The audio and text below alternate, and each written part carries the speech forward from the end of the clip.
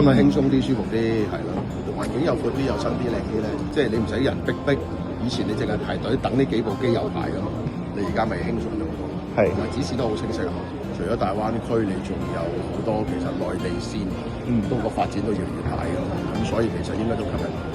第一嚟知道呢度開，特登過嚟睇下嘅。本身我哋 T1嗰度登機噶嘛，我見到今日知道今日呢度 T2開，咁啊特登過嚟行一行，係好大好靚，因為人冇咁多，感覺上係寬敞而家。就覺得比較更敞亮一點，然後可能那個就是相應的這種設施會更新一點，因為畢竟 T 時間比較久了嘛，然後會感覺上會比較人比較多，可以擠一點。這邊可能希望是有更多的航班可以選擇，然後可以比較寬敞一點。